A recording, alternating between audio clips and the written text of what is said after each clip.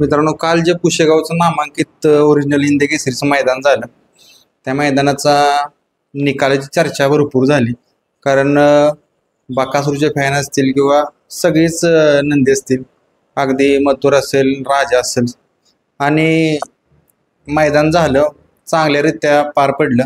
पण जे आता सोशल मीडिया आहे त्याच्यावर इंस्टा पेज असतील किंवा फेसबुक, यूट्यूब या सगळ्यावर जरा कमेंट पडते ते, आणि हे कमेंट जे करणार आहेत ते घरात बसून करणार असतात. त्यांना जी ग्राउंड लेवलचं काही माहीत नसतं.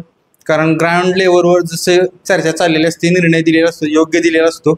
रणजित सर येते आज मला यायला लागलं, कारण बकासूरचा आता क्रेज बघितली तर मोठा हिंद केसरी बैल, आणि चर्चा भरपूर होती, कमेंट्स पडते त्या, किंवा पुशेगावचे जे कमेंट आहेत त्यांना पण कमेंट्स पडते ते. तर आपण सगळं जाणून घेऊया नक्की झालं काय, आणि जी कमिटीने निर्णय दिला त्याचं काय झालं.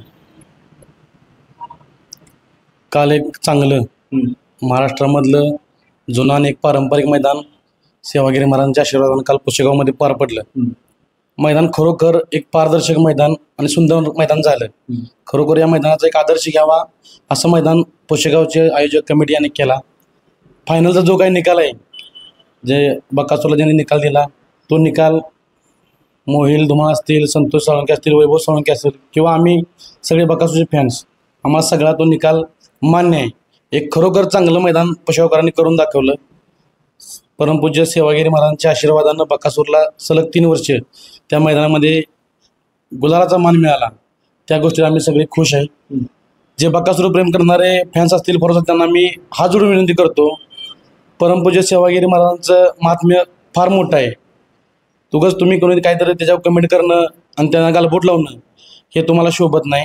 मी सगळ्यांना विनंती करतो की अशा कुठल्याही प्रकारची वाईट कमेंट तुम्ही कोणी करू नका. जो निर्णय ज्या संयोजक आयोजक कमिटीने दिला आहे तो आम्हाला मान्य आहे आणि तो आम्ही स्वीकारला आहे. सगळ्यांच्या मनात बकासूरच्याबद्दल प्रेम आहे, आस्था आहे, हे आम्हाला सगळ्यांना कळतं आहे. परंतु कुठंतरी काहीतरी वाईट बोलून कोणाची तरी मन दुखावतील असे फॅन्स लोकांनी करू नये, अशी फॅन्स लोकांना माझ्याकडं कळकळीची विनंती आहे. मैदान खरोखर एक पारदर्शक मैदान पार पडलं. बैलगाडी क्षेत्रामधलं 74 वर्षापूर्वीचं मैदान आहे, ज्या मैदानामध्ये असल्या काही गालबोट गोष्टी होत नाहीत. परंतु आनंदानं काल आमचा बैल तसाच गेला. त्याला आता काही नाईलाज आहे. सगळ्या फॅन्स फॉलोअर्सचा आनंद पाक गगनात मावण्यावर झाला होता, पण तो काही कारणास्तव थोडासा हे झाला, सगळ्यांचा हिरमोड झाला. त्याबद्दल मी सगळ्यांची दिलगिरी व्यक्त करतो. आणि कोणीही कुठल्याही प्रकारची कमेंट पुन्हा एकदा करू नका. तसं कोण आढळल्यास आम्ही त्या कमेंट करणाऱ्यावरती सायबर क्राईमच्या माध्यमातून आम्ही त्याच्यावर एक कारवाई करणार आहे. पुन्हा एकदा जरी अनुषंगानं जर कोणाचे बकासूर फॅनच्या वतीनं पुशेगाव ग्रामस्थ कमिटीनं जर काही वाईट कमेंट केली असेल, मी बकासूर फॅन्स क्लब महाराष्ट्र राज्य किंवा बकासूरचा एक सेवक म्हणून मी सगळ्यांची हात जोडून माफी मागतो. मित्रांनो, आता रणजित सरांनी सांगितले जसं की जो कमिटीने निर्णय दिलेला आहे तो त्यांनी मानलेला आहे. कारण ज्यावेळेस निकाल बघितला गेला त्यावेळेस निकाल एकदम परफेक्ट दिला. आणि जसं त्यांनी सांगितलं की बकासूरचं नाव मोठं आहे महाराष्ट्रात, त्याच्या जर फोटो असेल किंवा व्हिडिओ पडत असतील, क्लिप पडत असतील तर त्याच्यावर वाईट कमेंट करू नका. त्यातून बैलगाडी क्षेत्रात एक वेगळं वातावरण निर्माण होते आणि लोकांना वेगळा संदेश जातो. तर सगळ्यांनी सहकार्य करायचं असं त्यांनी सांगितलं. काल जो 1 नंबरचा मानकरी ठरला बैलगाडी क्षेत्रामधला एक नवीन चेहरा सरदार आणि रोमन, त्यांना मी आमच्याकडून बकासूर फॅन्स क्लब असेल किंवा अखिल भारतीय बैलगाडी संघटना असेल, मी स्वतः समालोचक रणजित बनसोडे, सगळ्यांच्या वतीनं त्यांना खरोखर मनोभावी शुभेच्छा.